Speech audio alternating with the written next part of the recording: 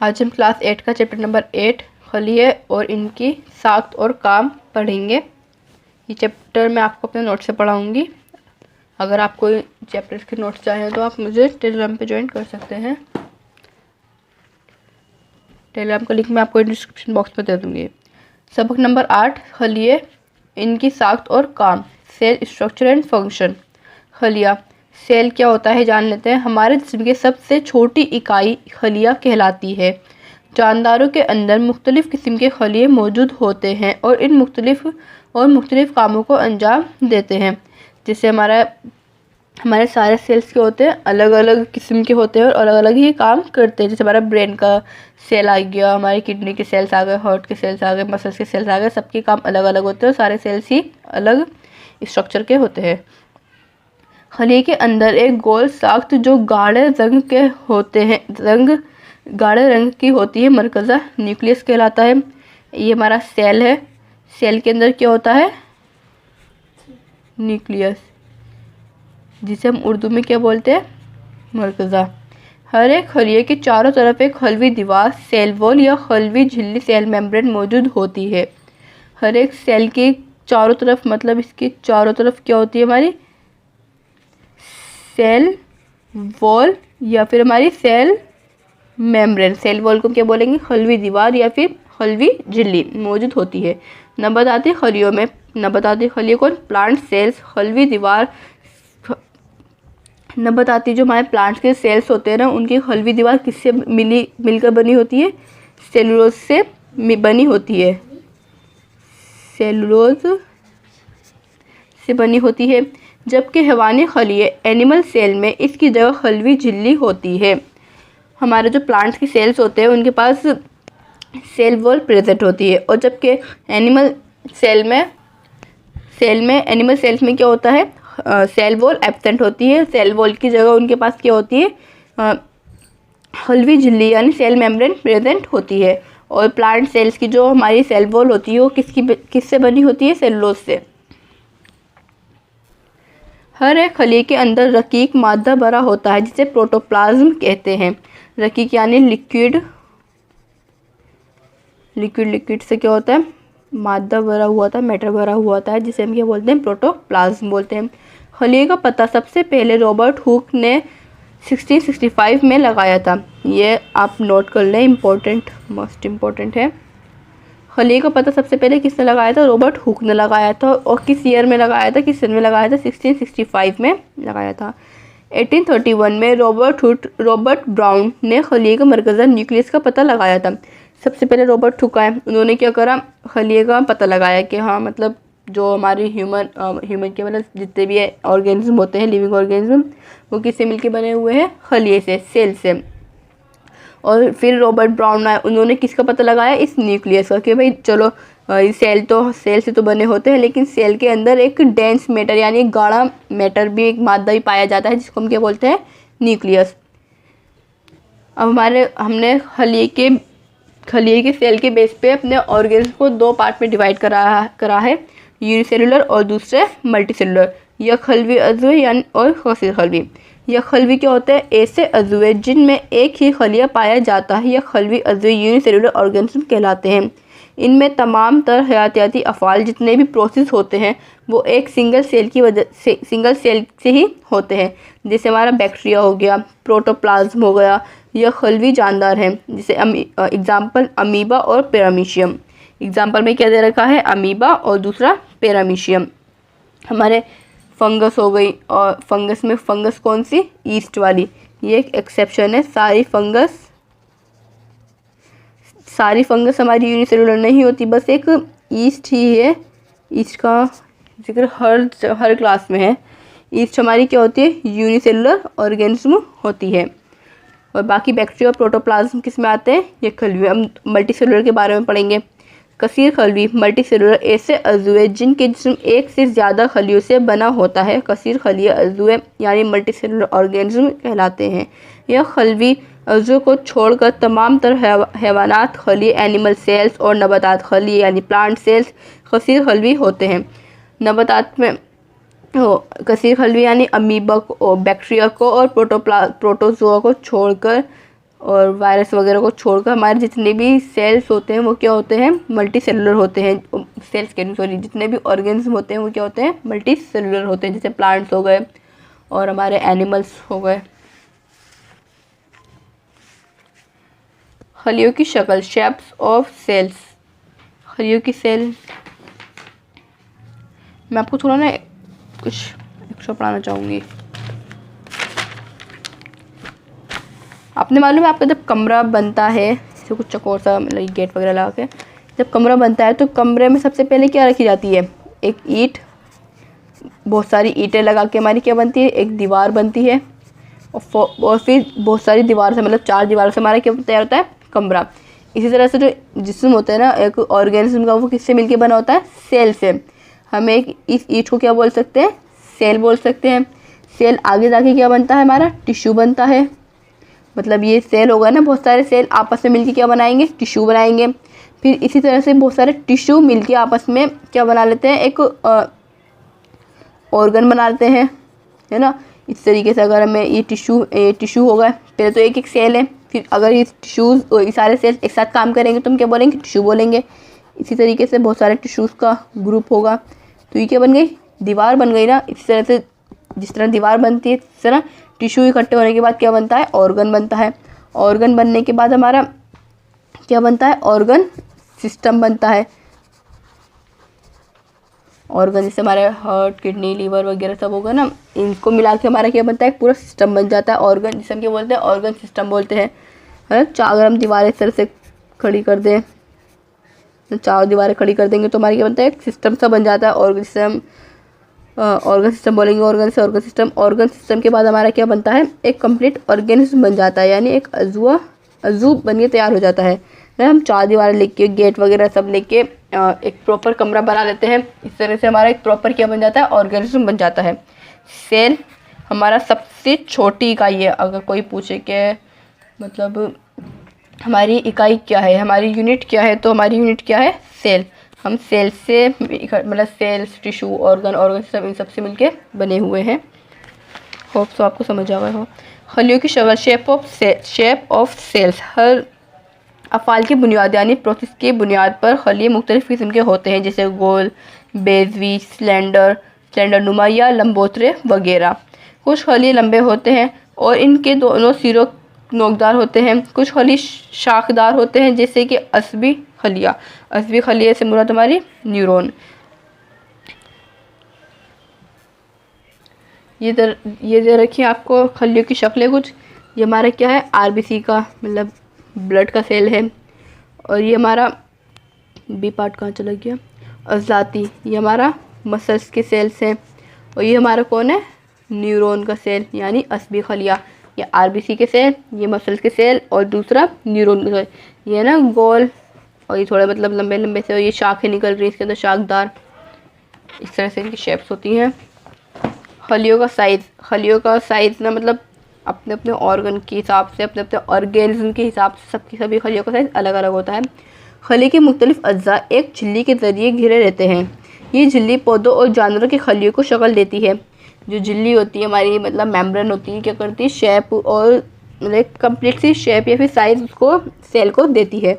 बुनियादी नबाताती खलियों में इसके ऊपर एक अजाफा होल होता है। नबाताती कौन से, प्लांट के जो हमारे सेल्स होते हैं उनके ऊपर एक एक्स्ट्रा कवरिंग भी होती है, जिसे हम क्या बोलते हैं, सेल वॉल। ये खलिए को शक्ल और इस्तेकाम अता करती है, मतलब उसको प्रोटेक्शन को सपोर्ट वगैरह देती है। बैक्टीरिया के खलिए में भी खली हुई दीवार सेल वॉल होती है। बैक्टीरिया के पास भी क्या होती है, हमारी सेल वॉल प्रेजेंट होती है। जानदार अज़ुओं में खलियों का साइज़ 1 मीटर के 10 लाखवें हिस्से मतलब माइक्रोन तक छोटा होता है। जानदार अज़ुओं में जो लिविंग ऑर्गन्स होते हैं ना, उनका साइज़ क्या दे रखा है, 1 मीटर का भी 10 लाखवां हिस्से के बराबर होता है। इतना छोटा हो सकता है ये, इससे चंद सेंटीमीटर भी, लेकिन ज़्यादातर खलिए खुद बीनी माइक्रोस्कोपिक ही होते हैं। सबसे छोटा खलिया माइकोप्लाज्म, ठीक है ना। इसका साइज़ कितना होता है, 0.1 माइक्रोमीटर से लेके 0.5 माइक्रोमीटर तक होता है इसका साइज़। माइकोप्लाज्म का सबसे छोटा खलिया होता है हमारा माइकोप्लाज्म का। माइकोप्लाज्म हमारा एक बैक्टीरिया है। सबसे बड़ा खलिया होता है शतुरमुर्ग का। शतुरमुर्ग होता है ना ऑस्ट्रिच, उस शतुरमुर्ग का अंडा मतलब ऑस्ट्रिच का एग होता है, सबसे बड़ा खलिया उसका होता है अंडे का, जिसका साइज मतलब इतना 170 इंटू 130 होता है। खलियों के साइज़ का ताल्लुक इसके अफ़ाल से है। खलियों का साइज़ क्या होता है, इसके अफ़ाल मतलब इसके प्रोसेस के ज़रिए होता है। कुछ अज़ू इनके खलिए, जैसे हमारे ब्रेन के खलिए का नाम, ब्रेन की यूनिट का नाम, कुछ अज़ूर इनके खलिए, उनकी साख्त लिखना था, यहाँ पे ना गलत लिखा हुआ है, उनकी इकाई। जैसे हमारे ब्रेन के सेल्स का नाम क्या है, न्यूरॉन। बहुत सारे न्यूरॉन इकट्ठा होकर हमारे क्या बनाते हैं, नर्वस सिस्टम फॉर्म करते हैं, ठीक है ना। और दूसरा हमारा किडनी के सेल्स का नाम क्या होता है, नेफ्रॉन। और ब्लड पे दो तरीके के सेल्स पाए जाते हैं, वाइट ब्लड सेल्स, दूसरा रेड ब्लड सेल्स। और हमारे मसल्स के सेल्स का नाम मसल सेल्स ही है। यहाँ पर आप इसकी फुल फॉर्म देख लीजिए, आप भी आगे डीएनए और आरएनए पढ़ेंगे। डीएनए की फुल फॉर्म क्या होती है, डीऑक्सी राइबोलोज न्यूक्लिक एसिड, जबकि आरएनए की फुल फॉर्म क्या होती है, राइबोलोज न्यूक्लिक एसिड, ठीक है। जो हमारा हमने भी पढ़ा ना कि सेल होता है, सेल के अंदर हमारा न्यूक्लियस होता है, न्यूक्लियस के अंदर ना हमारा डीएनए पाया जाता है। डीएनए क्या करता है, जैसे सपोज आपके अंदर आप कुछ अपने पेरेंट्स की से बातें होंगी, कुछ फीचर्स आपके पेरेंट्स से मिलते जुलते होंगे, वो किसकी वजह से होता है, डीएनए की वजह से होता है। डीएनए ही क्या कहता है, मतलब आपके पेरेंट्स से आपके अंदर ट्रांसफ़र होता है। जो जेनेटिक इन्फॉर्मेशन होती है ना, वो डीएनए के पास होती है। खली की साख्त और अफ़ाल, खली की फंक्शंस एंड साख्त यानी स्ट्रक्चर होगा, हाँ, खली के स्ट्रक्चर, उनके प्रोसेस। किसी भी खलिए में 3 तफ़ाली हिस्से फंक्शन रीजन्स होते हैं, प्लाज्मा झिल्ली, मरकज़ा और तीसरा साइटोप्लाज्म। किसी भी सेल में, किसी मतलब हर सेल्स के पास क्या होता है, सबसे पहले हमारा प्लाज्मा झिल्ली, मतलब हर सेल्स के पास हमारी एक कवरिंग होती है, सब क्या बोलते हैं, प्लाज्मा झिल्ली या फिर प्लाज्मा मेम्ब्रेन। और दूसरा हमारा होता है न्यूक्लियस के पास अभी हमने देखा क्या होता है, डीएनए वगैरह प्रेजेंट होता है। उसके बाद हमारा जो बाकी का पार्ट बचता है ना, डेंस पार्ट, इसको हम क्या बोलते हैं, साइटोप्लाज्म। मैं आपको कॉपी पे समझाऊँ, देख नहीं रहा इसमें। ये हमारा कौन है, सेल है, ठीक है ना। सेल के अंदर क्या होता है, हमारा न्यूक्लियस होता है। न्यूक्लियस को उर्दू में क्या कहते हैं, मरकज़ा। और न्यूक्लियस के पास हमारा क्या होता है, डीएनए होता है। और कवरिंग में से दिखाती हूँ, ये हमारे सेल की ना कुछ, ये बहुत बारीक सी झिल्ली होती है, गंदा बन रहा है, इसे हम क्या बोलते हैं, प्लाज्मा मेम्ब्रेन या फिर प्लाज्मा झिल्ली। और जो अंदर मटेरियल होता है ना, डेंस मटेरियल, उसको हम क्या बोलते हैं, साइटोप्लाज्म, ठीक है। साइटोप्लाज्म और भी काफ़ी सारे सेल के अंदर ऑर्गेनेल्स पाए जाते हैं, वो आप हायर क्लास में पढ़ेंगे। अभी फ़िलहाल आपको न्यूक्लियस, साइटोप्लाज्म और प्लाज्मा मेम्ब्रेन के बारे में ही बताया गया है।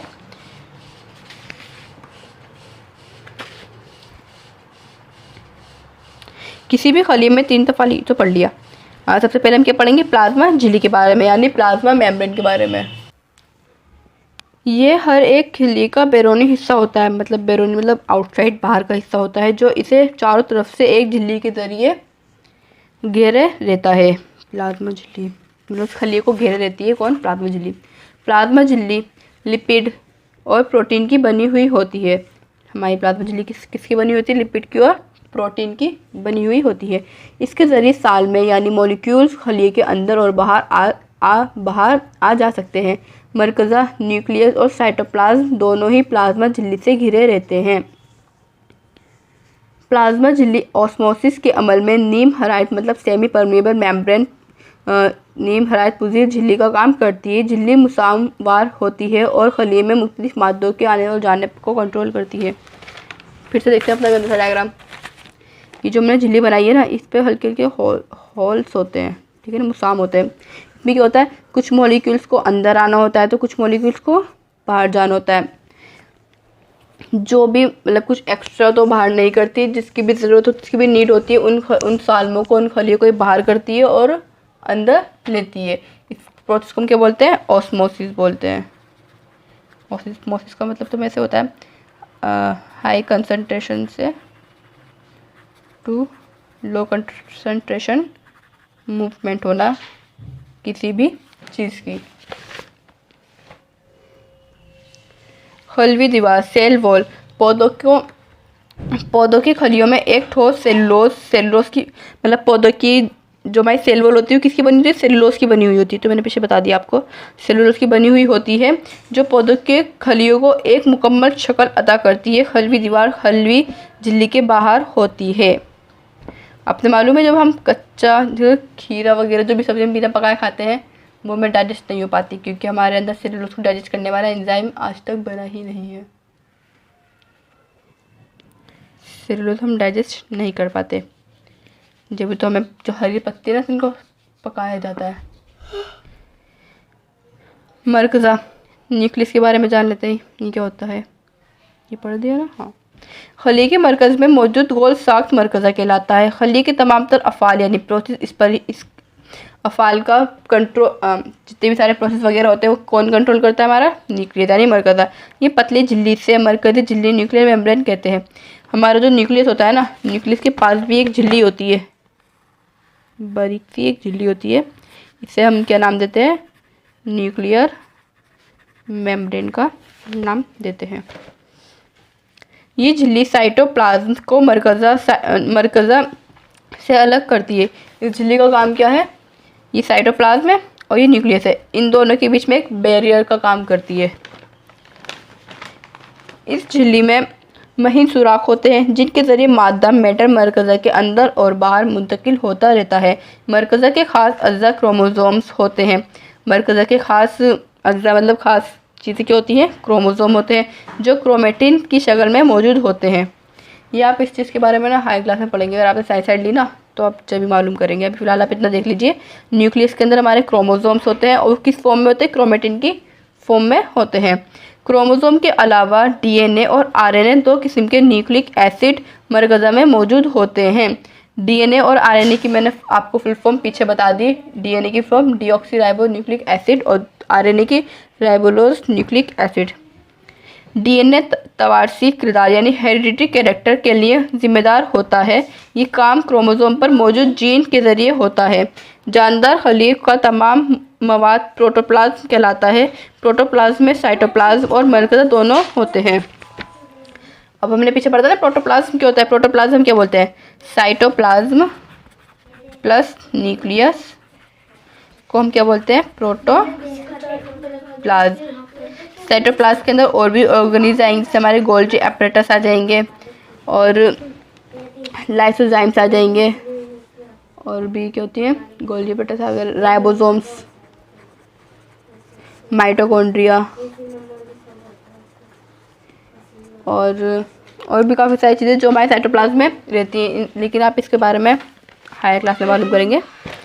फिलहाल आपको क्या याद करना है? मरकज़ा, प्लाज्मा झिल्ली और दूसरा क्या था हमारा? साइटोप्लाज्म। सॉरी मैं भूल गई। साइटोप्लाज्म देखते हैं क्या होता है। हमने यहाँ पे क्या क्या पढ़ लिया? सेल वॉल जान ली और अब साइटोप्लाज्म पढ़ते हैं। मरकज़ा भी हो गया, साइटोप्लाज्म। प्लाज्मा झिल्ली और मरकज़ा के दरमियान में जेली जैसा मादा भरा रहता है जो हिस्सा साइटोप्लाज्म कहलाता है। इसमें मुख्तलिफ खलवी अज़ूजे सेल ऑर्गेनली मौजूद होते हैं जो खली के अंदर मुख्तलिफ किस्म के अफ़ाल अंजाम देते हैं। जैसे मैंने आपको बताया ना, माइटोकॉन्ड्रिया होगी, गोल्जी एपरेटस होगी, लाइसोजाइम्स हो गए और राइबोसोम्स वगैरह, ये सब हमारे कौन होते हैं? सेल के ऑर्गेनलीज होते हैं। मतलब एक खलिया मुख्तलिफ किस्म के अफ़ाल अंजाम देता है, जैसे ग़िज़ा की तैयारी, इंहज़ाम के लिए डाइजेशन, इखराज और तवानाई पैदा करना वगैरह। खलिए में ये तमाम अफ़ाल मुख्तलिफ अज़ूजे अंजाम देते हैं। सभी अज़ूजे खलवी झिल्ली में बंद रहते हैं। हैवानी खलिया और नबाताती खलिया, इनमें हम डिफरेंस देख लेते हैं क्या होता है। Animal cells and plant cell, इन खलियों में प्रोटीन से बनी हुई खलवी झिल्ली होती है। क्या होती है एनिमल सेल्स में? प्रोटीन से बनी हुई हल्वी झिल्ली यानी प्लाज्मा मेम्ब्रेन होती है, जो इसके चारों तरफ पाई जाती है, सेल के चारों तरफ पाई जाती है। झिल्ली पतली और लचकदार होती है। हैवानी खलियों में प्लास्टिड नहीं होते।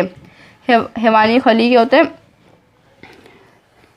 हैवानी खलिए मतलब हमारे एनिमल सेल्स के पास क्या नहीं होता? प्लास्टिड नहीं होता। प्लास्टिड हमारा क्या होता है? कलर बेरिंग पिगमेंट होता है। इसमें क्लोरोफिल वगैरह प्रेजेंट होता है, क्लोरोफिल वगैरह होता है इसमें। इनमें सेंट्रोसोम और गोल्जी एपरेटस मौजूद होते हैं। इसमें हैवानी खलिए में क्या होता है? सेंट्रोसोम्स होते हैं और गोल्जी एपरेटस मौजूद होते हैं। हैवानी खलियों की शक्ल गैर मुतय्यन होती है और इनका साइज छोटा होता है। न बताते हैं खलिए। प्लांट सेल पौधों की खलवी दीवार सख्त सेलुलोज की बनी हुई होती है। सेलुलोज काफ़ी बार आ चुका है, इसको आप रट्टा लगा लें, इस बात का के भूलना नहीं है। पौधों के खलियों में प्लास्टिड मौजूद होता है और इनमें पाए जाने वाले खलिए वैक्यूल साइज में बड़े होते हैं। इन खलियों में सेंट्रोसोम्स मौजूद नहीं होते। इनमें गोल्जी आलात भी नहीं पाए जाते। प्लास्टिड मुख्तलिफ रंगों के होते हैं। हरा पिगमेंट क्लोरोफिल कहलाता है। प्लास्टिड के पास क्या होते हैं? कलर पिगमेंट होते हैं, ठीक है ना। हरा जो पिगमेंट होता है वो क्या कहलाता है? हमारा क्लोरोफिल कहलाता है। इसी के थ्रू तो हमारे जो प्लांट होते हैं वो खाना बनाते हैं अपना, सूरज की रोशनी लेके। हरे रंग की प्लास्टिड को क्लोरोप्लास्ट कहते हैं। पढ़ लिया था। पत्तियों के क्लोरोप्लास्ट में मौजूद क्लोरोफिल ज़ियाई तालीफ के जरिए, ज़ियाई तालीफ हमारा क्या होता है? फोटोसिंथेसिस ज़रूरी है। खलवी दीवार की वजह से इनकी शक्ल मुतीन होती है और इनका साइज भी हैवानी खली के मुकाबले बड़ा होता है। ये चैप्टर आपका यहीं ख़त्म होता है। ये चैप्टर मैं आपको आपकी बुक से भी पढ़ाऊँगी, मतलब बुक की लाइन्स रीड करके। अगर आपको इस चैप्टर के नोट्स चाहिए हो तो आप मेरे टेलीग्राम को ज्वाइन कर सकते हैं। टेलीग्राम चैनल का नाम भी हमारा CBSE उर्दू मीडियम ही है।